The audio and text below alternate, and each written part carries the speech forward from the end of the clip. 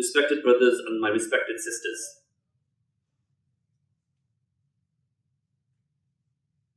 many of us, alhamdulillah, over the last week or two have returned back to our work. Youngsters, after receiving the results of their GCSEs and A-levels and so on, have returned back to a mode of education after somewhat 6 weeks of rest, spending time with family and loved ones. An important question arises that success is something that we all aspire and we all want. But sometimes we only limit our success to certain things. Many a times, success is only aligned to worldly pursuits.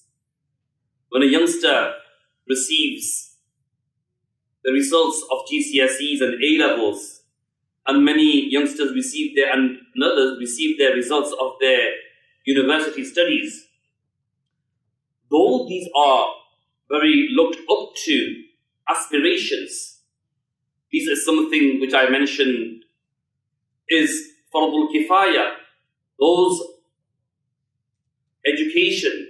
That education which we require in the ummah as a necessity, is a necessity upon the entire ummah and the entire community. And of course, when our children, our youngsters, and we ourselves do well in our education, then this is a moment of happiness and joy.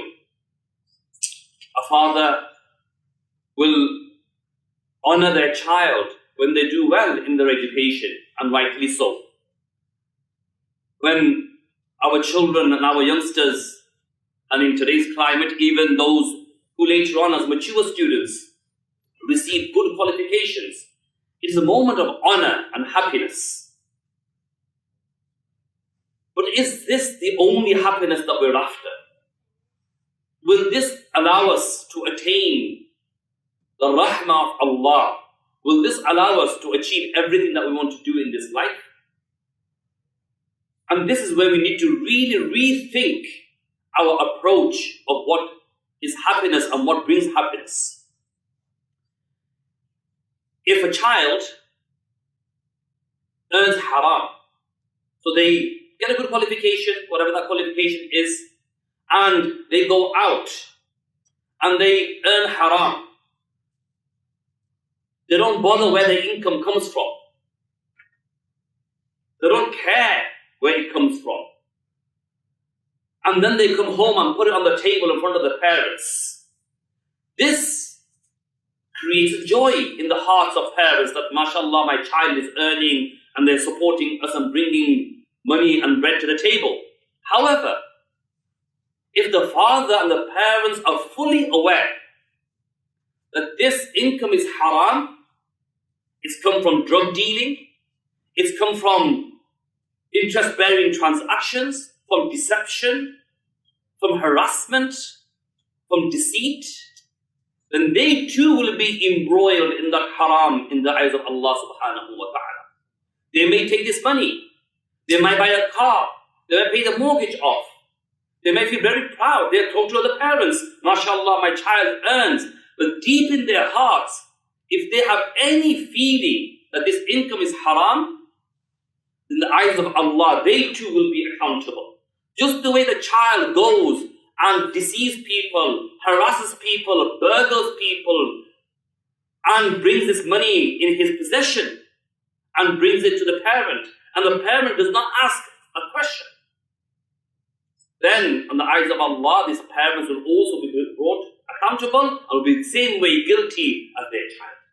Many a times we see this.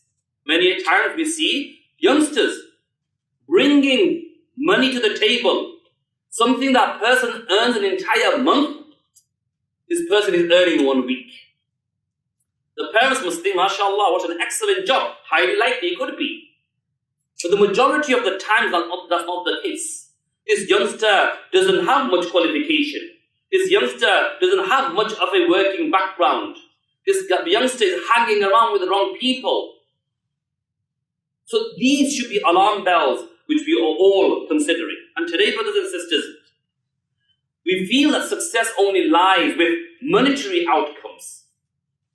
But we have to remember that at the end of the day, just the way everybody will perish, just the way everybody will die, we too will go.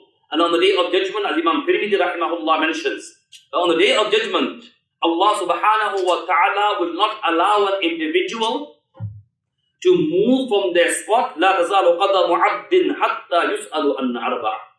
That a person cannot move from their spot until Allah asks them 4 questions. And amongst those questions is al-malihi min ayna kasabahu wa fima anfaqa. Where did you get your income from? Where did you earn it from? And where did you spend it? So these are some realistic considerations to have. So having a good degree, having a good qualification, having good income is valuable. But the center of all of this is our connection with Allah Jalla wa Ala. If a person gets an excellent result at university with high marks, but at the same time they spend 3 to 4 years at university, or be that college or school, and a person works hard, achieves high, but at the same time they have rarely missed their salah, they have rarely touched haram, they have kept themselves under control, then this person is nurun ala nur, the one who is successful. As for that person who also gets a high qualification, but does not pray their salah punctually, dabbles in haram and mashbu and doubtful things, then this person is not successful. However, they have not succeeded in any way or form. And in the eyes of people, in the eyes of you and I, this person may seem successful. But brothers and sisters, this success is short-lived. This success is short-lived. And inshallah, I'll share some examples with you if time allows. The Prophet ﷺ, many a times he would be asked, Ya Rasulullah, advices of what is success? Where is success? The Prophet ﷺ would respond, and if we open the books of Hadith, we will find various responses have been given to various situations. For example, the Prophet ﷺ would say that whosoever remains silent, that person is successful. Man samata najah. That whoever has remained silent, that person is successful. Another person comes and asks that whoever persists the masjid is successful. Another person comes and asks that what is success? He says the one who holds onto their tongue, cries over their tears, and remains within the home is successful.